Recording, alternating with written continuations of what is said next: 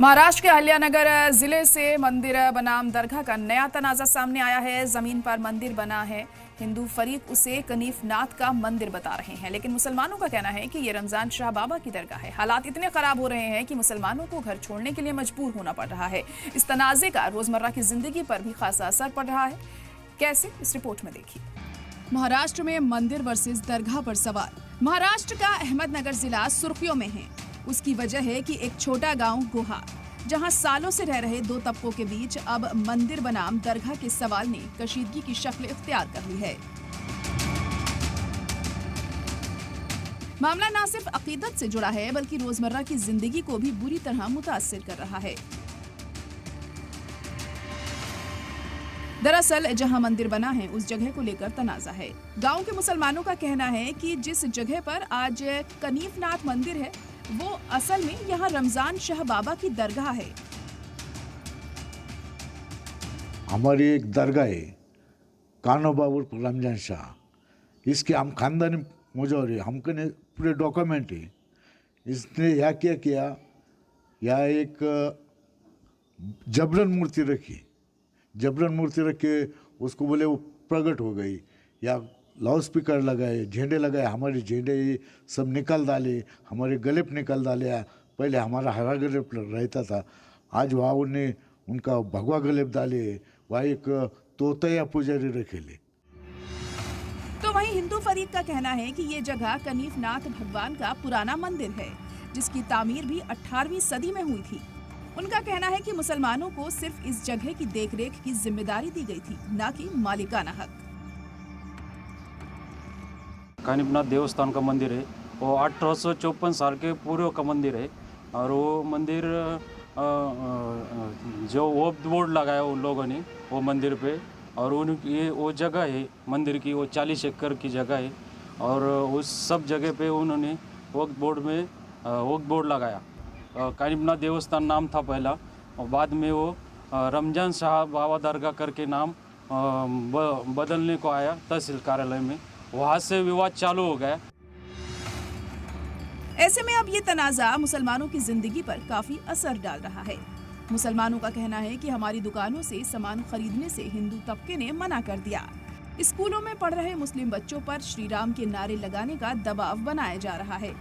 मुस्लिम खवातीन से बातचीत करने पर 2000 रुपए का जुर्माना तय किया गया और मकामी कारोबारों को बंद करा दिया गया, जिससे कई परिवारों को गांव छोड़ना पड़ा है। हालांकि हिंदू तबके के लोग इन इल्जामात को गलत बता रहे हैं। वो अभी भी इस बात पर अड़े हैं कि यहाँ पहले मंदिर था और आगे भी रहेगा।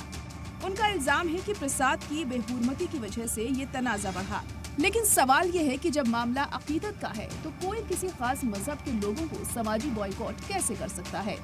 बच्चों और खवातीन को जो झेलना पड़ रहा है, क्या वो गैर इंसानी नहीं है? इस बात को भी समझने की जरूरत है। फिलहाल ये मामला कोर्ट में लंबित है। दोनों फरीक अपनी अपनी तारीख और अकीदत पर कायम हैं। अब इस पर फैसला क्या होगा, ये कोर्ट ही तय करेगा। महाराष्ट्र के अहमदनगर से अमजद खान की रिपोर्ट, सलाम टीवी।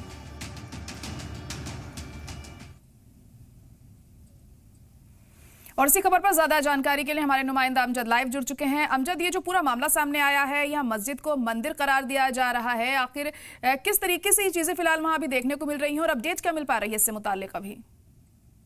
देखिए, मैं साफ तौर पे बता दूं, ये तकरीबन 18वीं सदी के अंदर ये जो है दरगाह जो है, ये तकरीबन वहां से चली हुई आ रही है। उसके अंदर दोनों ही समुदाय के जो लोग थे, दोनों ही समुदाय के लोग जो आस्था पूर्वक जो थे, उनसे इबादत जो है वो किया करते थे। ये विवाद जो है 3 साल पहले जो है गोवा गांव में उठता हुआ नजर आया और वहां पर रातों रात जो है मूर्ति प्रकट कर दी गई, रातों रात मूर्ति बैठा दी गई। हालांकि गांव वालों का इल्जाम था कि हमने पहले ही प्रशासन को जो है इसकी सूचना दे दी थी कि यहाँ पर जो है चरानी तत्व जो है कुछ ना कुछ गलत हरकत करेंगे। उसके बाद से ही जो है उस दरगाह के अंदर, अगर बात कर ले गोवा गांव के अंदर, तो 2 से 2.5 साल हुआ है, वहां पर जो है पूजा पाठ अर्चना जो है वो शुरू कर दी गई है। उसको लेके कहीं ना कहीं जो मुसलमान फरीक है वो काफी ज्यादा नाराज है। जब मैं ग्राउंड रिपोर्टिंग कर रहा था तो मैंने दरगाह देखा, दरगाह के ठीक सामने जो है मस्जिद है, दरगाह के सामने जो है राइट साइड पे जो है वो कब्रिस्तान है और आसपास का जो इलाका है पूरा मुस्लिम इलाका है वहां पर। उनका साफ तौर पे ये कहना था कि यहाँ पर जो है हमारे को सोशली और इकोनॉमी जो है वो भी बाइकआउट कर दिया गया, जिसकी वजह से कुछ 10 से 12 परिवार जो है गोवा गांव से जो है वो पलायन कर गए हैं। और वहां पर जो महिलाएं रह रही है उनका साफ तौर पे ये कहना था कि अब गांव के अंदर कारोबार नहीं होने की वजह से तो वहां से 20 किलोमीटर 25 किलोमीटर तमाम जो गांव है वहां पर उनके जो शौहर है, उनके जो घर वाले हैं वहां पर जाते हैं रोजगार की तलाश पर, और वहां पर काम करते हैं और रात पे जो है वो घर लौट के आते हैं। तो वहां के जो स्थानीय लोग हैं वो अपनी परेशानी को लेके काफी ज्यादा चिंतित नजर आ रहे। तो उनका साफ तौर पे कह रहा था कि ये जो डॉक्यूमेंट है हमारे पास सारे तमाम जो डॉक्यूमेंट है हमारे पास मौजूद है, और कहीं ना कहीं ये विवाद जो है 2011-15 के बाद से उठता हुआ नजर आया। जब वक्त के अंदर जब ऑनलाइन रजिस्ट्रेशन वगैरह के लिए तमाम बातें हुई तो वहां पर जो तहसील के अंदर ये विवाद जो है निकल के सामने आया। जो दूसरे फरीक है वहां पर जो उनका ये दावा है कि इस तरीके के जो मामला है, क्योंकि उनका ये दावा है कि ये मंदिर है, कानीनाग का मंदिर है, और ये भी 18वीं सदी से जो है मंदिर चला आ रहा है, और यहाँ पर हमारी भी आस्था जो है वो उसी तरीके से है, इसलिए हम भी आते जाते थे। तो वहां पर इसके पहले का स्टेटस को ये था कि वहां पर कोई पूजा अर्चना और कोई ऐसी मतलब मूर्ति वगैरह नहीं थी, लेकिन ये 2.5 साल से जो है वो वहां पर रखी गई है। और वहां पर अगर लाउड स्पीकर की बात करें तो इतनी जोरों में लाउड स्पीकर बजता है, आरती होती है कि आसपास के लोगों को दिक्कतों का सामना करना पड़ता है। जब मैंने स्कूल का दौरा किया तो स्कूल के अंदर भी अगर जो बच्चों की बात करें तो वहां पर तमाम बच्चे जो है वो खेलते हुए नजर आए, और उनका साफ तौर पे वहां के जब स्थानीय लोगों से बात हुई, जब दूसरी कम्युनिटी से मेरी बात हुई, तो उनका ये साफ तौर पे कहना था कि यहाँ पर कोई ऐसे हालात नहीं, आर्थिक और सामाजिक बहिष्कार नहीं किया गया। जब मैंने सवाल पूछा कि कोई भी महिला से या कोई बच्चे से बात करता है या किसी के साथ सामान खरीदा जाता है तो 2000 रुपया जुर्माना उसे भरना पड़ेगा, क्योंकि उनका साफ तौर पे कहना था कि जब ये 2 साल पहले ये विवाद हुआ था उस वक्त जो है हमने ऐसा फरमान जो है वो जारी किया था। उन्होंने सामने से कैमरे के सामने कबूला कि ऐसा फरमान हमने 2 साल पहले जो है वो जारी किया था, लेकिन अब वो फरमान नहीं है। लेकिन उसके बाद जो 2-2.5 साल पहले जो ये फरमान नाजिल हुआ था उसके बाद से तकरीबन 10 से 12 परिवार जो थे वो यहाँ से पलायन कर गए, और ये फरमान के बाद जो खाई है, जो दूरियां है, वो कहीं ना कहीं दोनों के बीच, दोनों समुदाय के बीच दिखती हुई नजर आ रही है। और ये लगता है कि देखिए हिंदुस्तान जो है गंगा जमुना की तहजीब का हिंदुस्तान है, इस तरीके की वारदात, वो भी महाराष्ट्र से 250 किलोमीटर दूर इस तरीके की वारदात होना, सोशली और इकोनॉमी बहिष्कार करना, ये अपने आप में एक चिंता का बहुत बड़ा विषय है।